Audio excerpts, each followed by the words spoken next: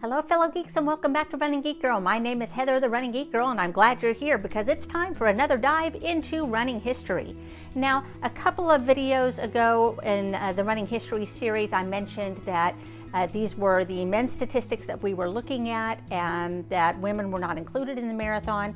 And so I've had a few requests from different viewers saying, well, when were women allowed in the marathon? Why weren't they allowed to run originally? So we're going to take a look at that, the history of women and the marathon. Let's jump in. We're going to go all the way back to 776 BC, give or take.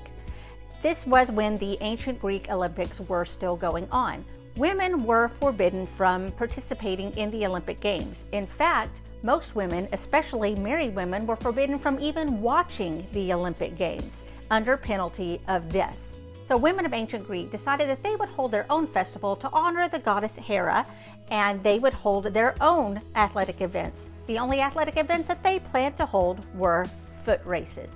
Moving right along, we know that the ancient Olympic Games eventually died out, but they were revived in the spring of 1896.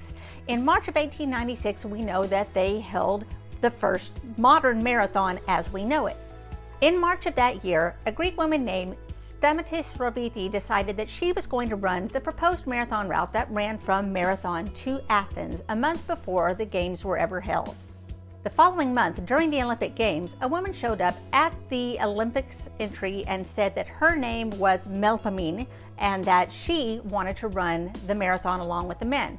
She, of course, was denied. She wasn't going to let that stop her, so she warmed up out of sight. The starter's gun sounded. She decided to run alongside the men. Eventually, she dropped behind the men, but when she stopped at one town to get a drink of water, she noticed that suddenly she was passing other Olympic participants that had dropped out of the race because it was just too much for them. We know that Spiridon Lewis was the first winner of the Olympic marathon as we know it. She arrived at the stadium about an hour and a half after he had finished. She was denied entry into the stadium. Again, she didn't let that stop her. She ran her final lap around the stadium walls and finished in a time of approximately 4.5 hours. Greek newspapers said that they felt it was terrible that she was not allowed to enter and run with the men, and yet that didn't make any changes in the way that the Olympics were held, and it would be nearly a century before women would run in the Olympics again. 1922, the first Women's World Games were held in Paris. Over 15,000 women participated in this, showing that there was indeed a growing movement in women wanting to run. Because of this surge of popularity in women's running, in 1926, Violet Piercy, who was from London, decided that she was going to run the first marathon that was going to be recognized by the International Association of Athletics. She finished the marathon in 3 hours, 40 minutes, 22 seconds. And this was the fastest time on record for nearly 37 years because no other women were permitted to run marathons. By 1928, the Olympics Committee decided they would start opening some track and field events to women competitors. These were mostly shorter races, 100 meters, 200 meters, 800 meters. Paula Radcliffe of Germany was able to set a new world record in the 800 meters. However, there were a lot of her competitors who did not fuel correctly. There was a lot of hot and humid weather going on, and it made it difficult to run, and so several competitors did not fare well and even came close to the point of collapse during the 800-meter races. This led the Olympic Committee to believe that any races over 200 meters were just going to be too strenuous for women, and therefore women were not allowed to run over 200 meters in official competition after that point. In fact, the IOC considered getting rid of all women's competitions. Thankfully, they didn't, and women decided they were going to start fighting back. It wasn't until 1960 that women were allowed to run in the 800 meters again. The Olympics took place in Rome, and Lyudmila Lutsenko from the Soviet Union was able to win the 800 meters in a time in 2:04:50. So all was well and good for the shorter distances, but what about the longer distances? Well, by 1961, the Amateur Athletic Union had decided that women could not participate in official road races. As a challenge to the ban, 19-year-old runner Julia Chase entered a 6.5-mile road race in Massachusetts. Because of her run, she was able to bring a lot of attention to the fact that women were being barred from running in road races. Unfortunately, most people just kind of looked at it as a spectacle and not a real issue. In fact, when talking about the race, New York Journal American wrote, "Miss Chase said she is 5'4", weighs 118 pounds, and does not know her other dimensions. Eyewitnesses report her other dimensions are very good." Ew. And so it was in 1966. Roberta Gibb hid behind the bushes near the starting line of the Boston Marathon, sneaked into the field, and finished the race in a time of 3:21:25. Unofficial, of course, because she was not being timed, as she was not an official competitor of the race. She was inspired to run the race after she had applied to run the race herself, and her entry was returned to her along with a note stating that women were not able to run such long distances. Gibb said she was not trying to make any sort of a feminist statement. She just wanted to run the distance with the men to prove her own potential. When she did cross the finish line in 3:21:40, that was good enough to get 124th place in the Boston Marathon. I mean, think about how many competitors there are in the Boston Marathon, and to come in 124th. Amazing. The governor of Massachusetts was there to shake her hand at the finish line. She was stunned when all the photographers and reporters mobbed her as she crossed. When asked why she ran, she said, "I simply loved running and enjoying the beauties of nature while I run." She went on to say, "I didn't care about beating the men. I didn't see any reason why men and women just can't run together." The Boston Athletic Association did not accept her feat. They issued a press release that said that she did not run in the marathon. There's no such thing as a marathon for women. She may have run in a road race, but she did not race in the marathon.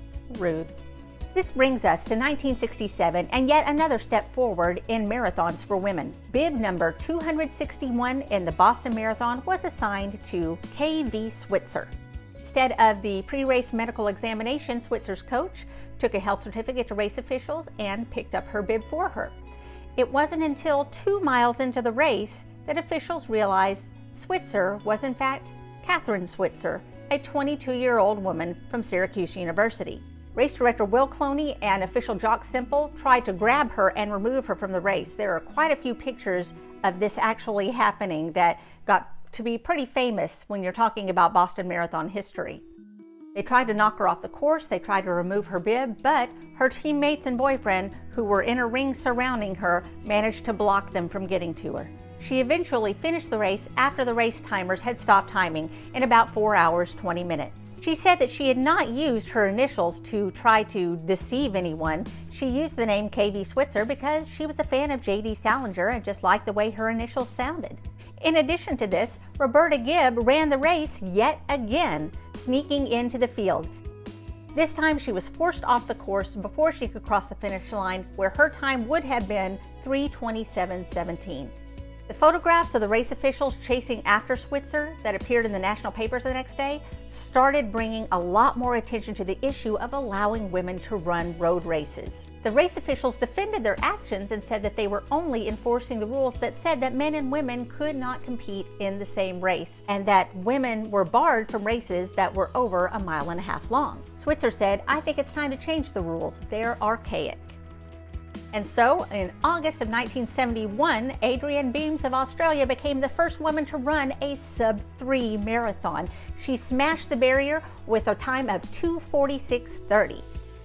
This was, of course, during the big running boom of the 1970s, where anyone and everyone was starting to get into the running craze, and more women were getting interested in road racing and especially tackling the marathon. In 1972, they finally allowed women to run in both the Boston Marathon and in the New York Marathon. However, in the New York Marathon, 6 women were the first ones that entered, and they were told that they would have to have a starting time 10 minutes before the men in order to separate them on the course.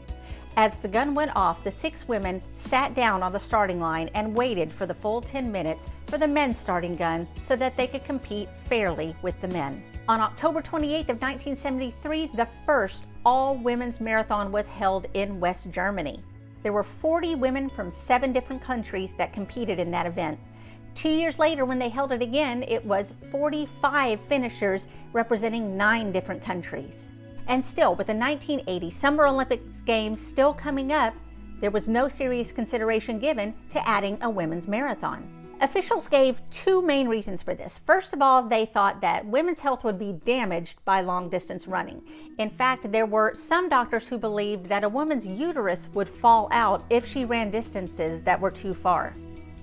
This was proven false by the fact that for almost a decade now, women had started running long distances and nothing was wrong with them.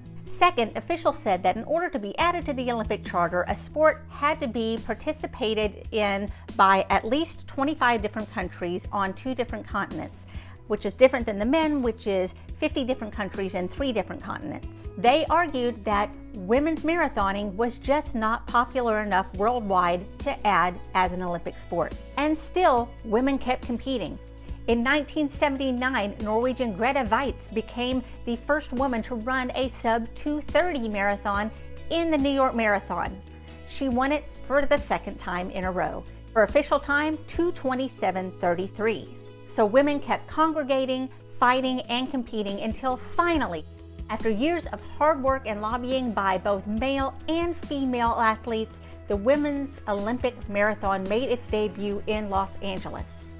The first ever women's Olympic gold medal went to American Joan Benoit. She was able to finish in 2:24:52. She said of running that final leg into the Olympic Stadium, "Once I passed through that tunnel, I knew things would never be the same."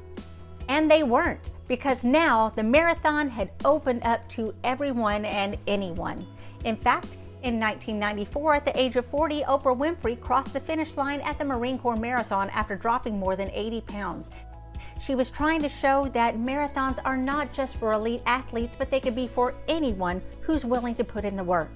Oprah Winfrey was quoted as saying, "Running is really a metaphor for life because you get out of it what you put into it." And then women started to look past the marathon into ultra marathoning. Ultra runner Pam Reed became the first female winner of the Badwater Ultra Marathon, 135 miles that goes through Death Valley in the middle of July when temperatures are up around 120 degrees. She placed first outright, beating both men and women, proving that women can be just as tough as men when it comes down to it. And women kept making their mark in the marathon, even all the way up to 2003 when Paula Radcliffe absolutely smashed the London Marathon in 2:15:25, an almost completely untouchable record. If you're like me, you were up in the early hours of the morning watching women in the London Marathon even within this last month. So women have come a long way from being forbidden to even look at a marathon to setting amazing records. Again, this is just a quick look at women and the marathon. There's tons of stories that could be told about every single one of those events. If you'd like me to go into deeper detail into any one of those, I would be glad to do it. Just let me know down in the comments. And if you enjoyed this look into running history, which I know I do, I love doing the research, then please let me know by dropping a comment or giving me a big thumbs up. If you haven't subscribed already, make sure you hit that subscribe button because I have running videos coming out all the time. Be sure to follow me on social media. You can find me across most platforms under the name Running Geek Girl. Thank you so much for being here. I hope you had a good time, and I can't wait to see you in the next video. Happy running.